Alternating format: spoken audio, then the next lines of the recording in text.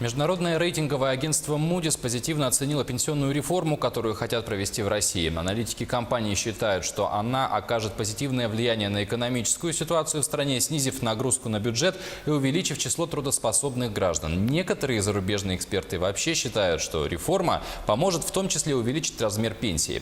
Жители же России, возможно, изменения восприняли в большинстве своем негативно. О том, как отреагировали на это жители Якутии, выяснял Дмитрий Тымыров.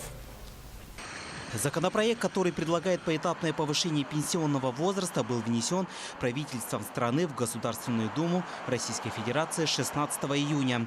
Предполагается, что возраст выхода на пенсию начнут повышать с 2019 года. В итоге для мужчин он увеличился до 65 лет, а для женщин до 63 лет. Ранее спикер Госдумы Вячеслав Володин объяснил, что реформа необходима, чтобы избежать снижения пенсий. А спикер Совета Федерации Валентина Матвиенко сообщала, что закон могут принять уже осенью, и обещала, что парламентарии учтут все замечания критиков. Самым главным аргументом повышения пенсионного возраста в стране является увеличение продолжительности жизни россиян. В других странах возраст выхода на пенсию существенно отличается от нашего. Если в нашей стране сейчас выходят на пенсию мужчины в 55 лет, а женщины в 50, то в других странах этот показатель выше на 5, а то и 10 лет. Средний показатель продолжительности жизни в странах СНГ меньше, чем у других. Но этот показатель в нашей стране и по всему миру, по прогнозам аналитиков, с каждым годом растет. И это заставляет властей стран мира пересматривать сроки выхода на пенсию. Так, в отдельных государствах уже идут пенсионные реформы, вызванные с увеличением продолжительности жизни и численности населения пенсионного возраста. Япония еще в 2013 году завершила реформу пенсионного возраста. Италия планирует завершить уже в этом году. Франция – в 2023 году. Великобритания в 28-м, Германия в 29-м, а наша страна, Россия, в 2034 году.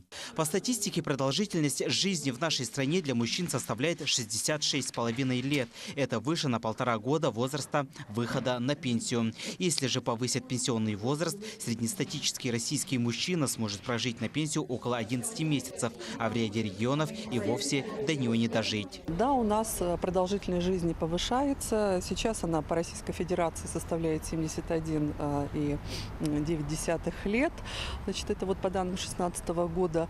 Но на самом деле этот рост, он не такой большой. С 90-го года она увеличилась всего только на 3 года. На 3 года вот за период практически четверть века. Да? Тем временем население страны, в том числе и якутяне, против повышения возраста выхода на пенсию. Многие же не доживают до этого возраста. А столько лет работали. Я в этом не разбираюсь, муж мой против. Я против этого, потому что у нас маленькая продолжительность жизни, и мы просто не успеваем дожить до пенсии. Ну, я против. Конечно, это для меня это как бы для якутских людей это слишком уже. Да. А я к этому отношусь отрицательно, потому что я хочу увидеть своих внуков, я хочу прожить эту недолгую жизнь, а не работать до глубокой старости. Конечно, это тяжело работать до 70 лет, а мы еще не знаем, когда мы выйдем на пенсию. Может, возможно, еще повысят. Конечно же, отрицательно.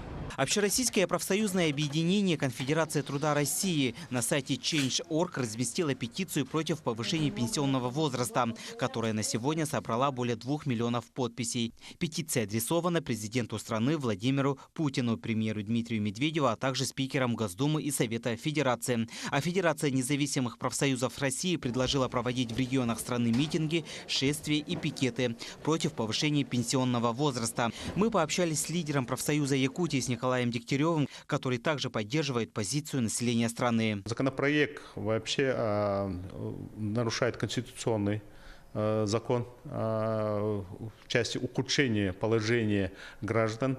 Мы так считаем, потому что даже при предлагаемом повышении ежемесячно на 1 тысячу, в год 12 тысяч, никак не компенсирует получение в течение года. На сегодня законопроект о повышении пенсионного возраста рассматривают региональные парламенты. В течение месяца профильный комитет будет собирать мнения регионов, анализировать предложения и замечания.